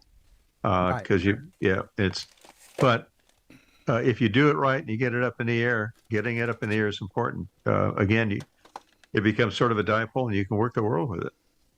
I did that just recently. I took some fence wire from Lowe's, and I was on vacation, and I happened to pack in my suitcase just in case I had the chance to use it, a 9-to-1 balun. And so I cut a random, instead of cutting a half wave dipole, I cut something that was intentionally didn't match any band. Yep. Random length. It was 84 feet. And I attached it to the 9-to-1 balun on one side. On the other side, I gave it a counterpoise that was 41 feet, which is another wavelength that isn't anything, or it isn't in a ham band. And then I went ahead and tuned it up. I didn't even have an outdoor tuner. I tuned it up with an indoor tuner at the end of a little bit of LMR 400. And I was working all over the place. It's easy to do. Yep, and the 9-to-1 is what you have to have for random link wire. 49-to-1 for the Infed half-wave link. Glenn, here you go. Look at that, man. There's a Lowe's box antenna. Here's a ground deal. There's let's see. You hang it right here, and you hook the antenna right here, man. And you can the balun is really easy to wind. I think it's got like 13 turns or something like that. 2 turns primary, 13 turns total. There are some Facebook groups called Infed, and I'm actually one of the admins for Real Infed Antennas. And if you'll just join that group, Real Infed Antennas, there's all kinds of instructions on there how to build a balun, and if you have any trouble, people will help you and show you, and it's just cool. Now, one of the things I found out about the Infed, and it's very controversial, I guess, is your Shield. Yeah, your counterpose, your shield, your ground, your no ground, no counterpose, but the coax actually becomes your counterpoise because they both connect to the same place if you put a counterpoise on there or whatever. But the problem is, let's say you run your coax 100 feet. The problem is now you got a 100-foot counterpoise on there, which don't really work well with that antenna. And what I have looked and talked with a lot of antenna manufacturers, and they recommend, and I don't know why, I need to study this more, but the counterpoise, on many of these antennas are like 6 feet, and that's getting to be the optimal length of a piece of wire. Or what many of them do is on the coax, from the point they connect here, from the point they connect to the balun, 6 feet back on the coax, they put a balun right there, like a dirty balun right there at 6 feet. And what that does, that makes just that 6 feet of that coax the balun for your Infed.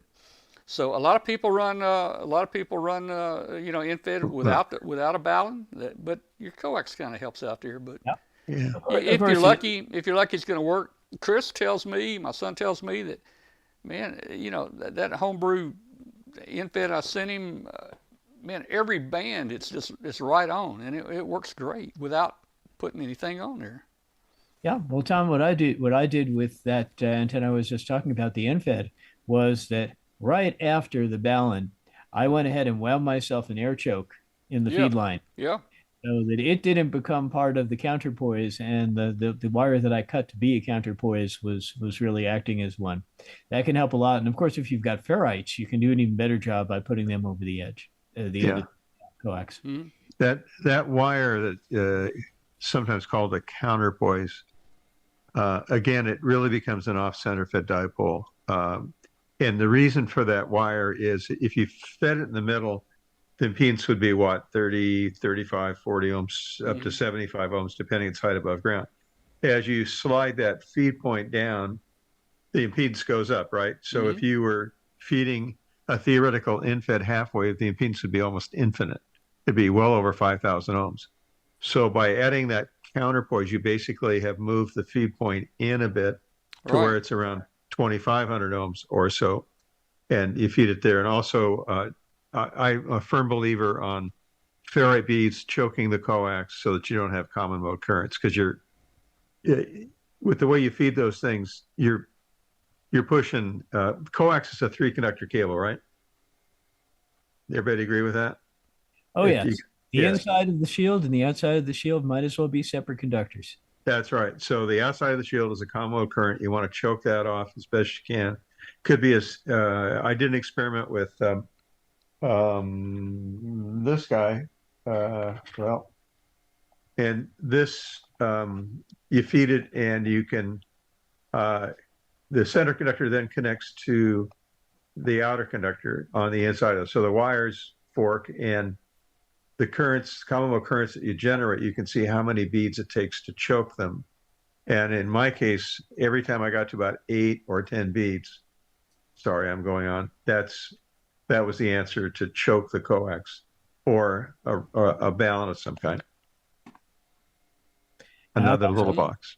I've also been known to do a hybrid choke where what you do is you take your coax, especially if it's thin coax like RG8X, you make a loop out of it, and then you use in order to hold the loop in place, you put ferrite beads over that. That also works very well. Oh, yeah. Yeah. It works very well, actually. Yeah. All right. Well, we've talked a lot about antennas tonight. It's been fun. Hey, Brett, Brett gave us a nice talk here a while back about power over Ethernet. And someone sent me a note. What about power over fiber? And I didn't think about that, but I looked it up. There are actually converters out there, and you can do power over fiber. You got any experience? You got any experience with that, Britt? Well, you can get milliwatts of optical power over fiber, but normally what you'll do is if you're running fiber optics, you'll run separate copper conductors beside them, just because the loss is lower, and also because you can pump more power through. Yeah, I would think you'd be limited there, but there's a company out there that does a lot of power over what are we talking about here? Power over fiber. Yeah. So yeah, it just surprised me. You send a light beam down through there, and you're actually sending power through that light beam. And obviously they're getting enough at the other end to power a few things. I don't know. Don't know. Yeah, again, it's in the milliwatt range. If you just have a little bit of electronics at the other end, it might work. Myself, I always run a separate power cable, and it's nice because it can't mess up the data on the fiber. Yeah. Yeah. All right. Well, guys, it's been a fun night here. Hopefully tomorrow, W5KUB113 will show up, and we will know where it is. It's going to be, I think, somewhere over Africa. I'm thinking it's probably going to be over Algeria. That's my guess. And I don't know why we're not getting reports back. Over the years, each transmission would be picked up by hundreds of stations around the world. And now that's not happening. And the band conditions are even better now. So I don't know what's going on. Now, one possibility is with that little antenna, 36 gauge antenna wire, may have blown back and forth enough that it has broken off, and we only have a half an antenna, and not many people are receiving it. But hey, as long as we can get, you know, a single report each day, that's okay with me because we know it's still flying. We're flying right about the same altitude that it was when we launched it, about 47,700 feet. Hadn't varied hardly any. We're back in the northern hemisphere. It looks like we're high enough to go north of most of the storms that. Yeah, you were facing a pretty bad storm front earlier this week. Yeah, there were some bad You made it storms out through? there with cloud tops. Many of the storms had cloud tops of over 47,000 feet, and we were only flying at 47,000 feet, and that's not good.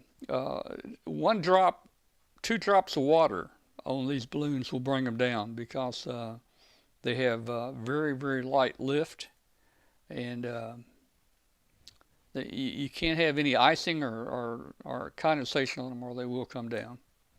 Do they ever lose any hydrogen? Well,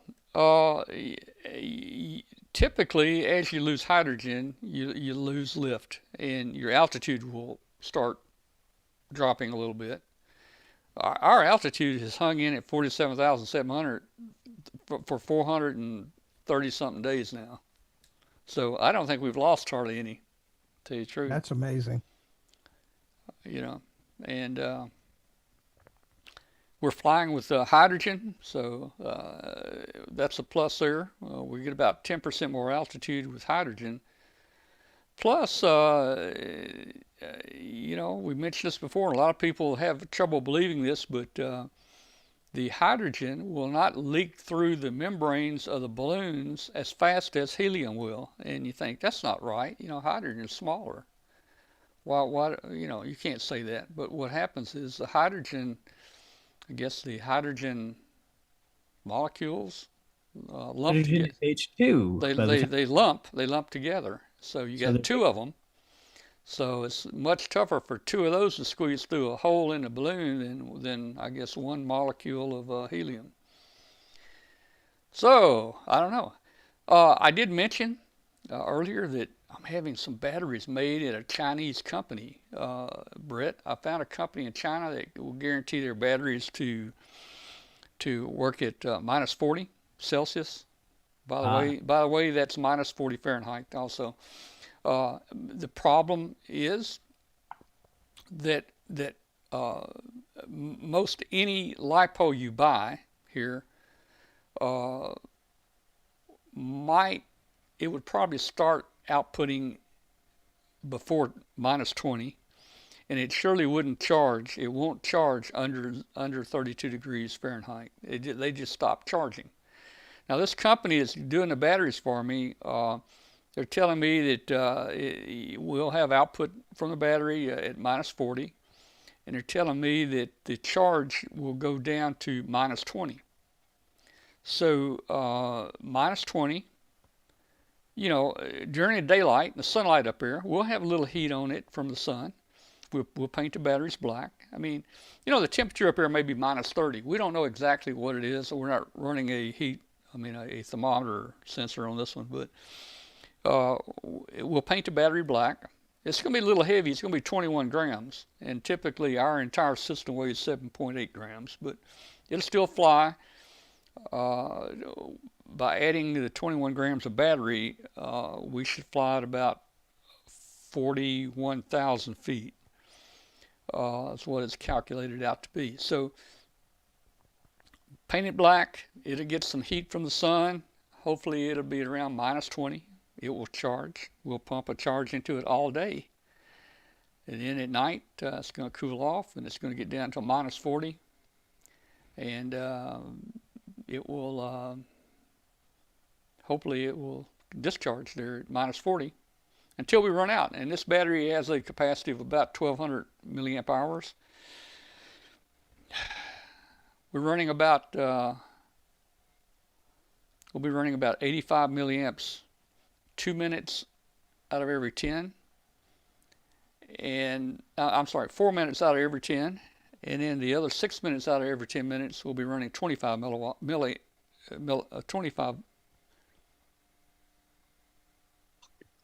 milliamps. Yeah, okay. So, higher transmit current. There were 3 in series, right? There what? There were 3 of them in series, right? Well, it's a single pack. It's a LiPo. So it's a LiPo. It'd be a single pack. Mm-hmm. Yeah. 3.6 So it'll volts. be a 3.7 volt battery where your nickel metal hydrates were 1.2 volts each. So that's good. So at that rate, 85 milliamps and 25 milliamps each hour, and we've got a 1200 milliamp battery. And with it cold, it's not going to do 1200 milliamps. It might be 70% efficient. I don't know. So you may have Still, it should be enough to carry things. you may have 700 milliamp hour capacity. So I don't know. We should be able. Hopefully, we can run 10 hours, maybe 11 hours during the night. There may be an hour or two. There may be an hour or two that we just don't have any current. I don't know, but nobody has been able to fly one yet with a battery, and we've been trying for years. We've been looking for years. We've tried batteries for years, and I was lucky to find this place in China, and they've already taken my money. They're sending me a sample, but the shipping cost is $57, and they said if I want it faster, it costs me a little bit more. So we'll see. And I'm a little worried about them. They sent me back a note and says, well, we have to have them tested first, and that's going to be December 20th. So I don't know if they're just dragging me on and putting me on, or if they're really going to send them. But somebody in China's got my money. Yeah. I think they got all our money, so you're okay. It's just in a different place. Yeah. So this, if we do this, we will only run the transmitter. We'll go standard with our normal 10 milliwatt transmitter. The one flying right now is I built a little amplifier and put on it, and we're running 100 milliwatts with the one right now that's flying. But to conserve battery, we'll go to the 10 milliwatt transmitter. And again, there it is right there. That's what it looks like with the little break off. After you program it, you break off the little side piece there. All right, guys out there, you've been listening to Amateur Radio Roundtable, a show about ham radio, shortwave, amateur radio. We're glad to have you, especially for listening on WBCQ. Tune us in next week. You can join us live Tuesday night from 8 till about 9:30 p.m. Central Time, and join us live in our video show. You can watch all of our videos on YouTube. If you want to go to YouTube, I think we have somewhere around, we've got close to 1,000 videos out there on YouTube. If you're listening on shortwave, tune in Thursday evenings from 5 to 7 p.m. Eastern on 7490 kilohertz. Yeah. All right, so we've got about a minute left till we sign off on shortwave here. Hey, look at there. Jim stayed with us the whole show, man. He didn't leave. I didn't fall asleep. Oh, I did. Uh-huh. Good. We got somebody else that can fall asleep. Yeah. Oh, hey, yeah. Hey, Jim. One night, Glenn there fell asleep in the show, and we cut over to him, and we didn't know if he'd had a heart attack or what. And everybody in the chat room Snoring was worried, was a dead giveaway. and we were trying. I said, Glenn, wake up, Glenn, wake up. And he said, do we need to call 911? I mean, oh, it was terrible. I'll I've done the same thing. And I was with a guy in Europe, and the guy in Europe and England was just scared to death because I just went. There's a drug I take that has that effect. Yeah. Yes. Yeah, and that's why I stopped driving. We got a minute left or so. Yeah. I went for a blood test and in a facility remote from the hospital, and so I was with my walker, and I check in, and I go around the corner to the phlebotomist, and the phlebotomist says to me, "Sit down," and I said, "No, I'll stand. I want to stand up for a while." And she said, "No, sit down. I'm calling 911." And she did. So we had nurses and doctors and fire trucks and an ambulance all came to this facility. My wife's parked in the parking lot looking over at all these ambulance thing, and some poor son of a gun is really sick. And then they called her and said it was me. So, and she was right. I was in terrible condition. We didn't get anywhere with blood tests, but I went over to the hospital in a guarded condition from there. But falling asleep, yeah, I've done that too with one of the drugs I'm taking. So it's a side effect. So Jim, at Sunday school this week, somebody told a little story. One of their relatives took some new medicine, and they started yelling, "I'm blind! I'm blind! I can't see!" Oh no! And the family said, "Well, open your eyes." And they opened their eyes and they could see. Oh man! Woo! Yeah, I'm doing better now that I'm not doing the 5 a.m. wake up calls. Yeah. So. Okay. Okay. Hey guys, everybody out there in radio land and shortwave land and internet land. Good night, 73. I don't know if you're hearing this. Well, you're hearing this because I hadn't cut the video off yet. I'm turning the video off now. Glad you're with us tonight, man. Go visit. Go visit Jim's page. Just do a search for W6YG. Yep. LG. LG. Why did I say YG? Just Google W6LG and it'll take you. You know, I don't know if you know. There's an appliance. You know, the LG appliance. Life's good. Yep. Life is good. We've got some. Yep. W6LG. I should know that now. Go out to a site. But Tom doesn't want to tell you he's got an endorsement deal with YG, so he's got to slip that in. Yeah. That's right. All right. I'm gonna cut the video off right now. Well, I tell you what. Let's play our favorite Glenn clip here. Before we turn our video off. Here we go. Let's see. Might get a little feedback. Oh no. Here we go. One of my favorites. So you're saying I can ask this cat any question? The cat is connected to the computer. You just type in the question, it will read his mind. There the answer comes.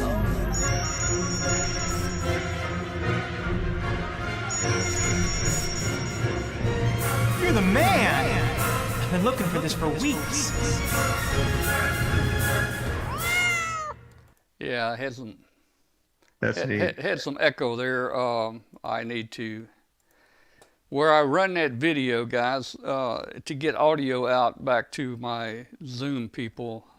It makes a loop back. So if I ran that video on a different PC here, I could avoid the echo. But anyway, hey, we had a good time tonight, guys. Thanks for joining.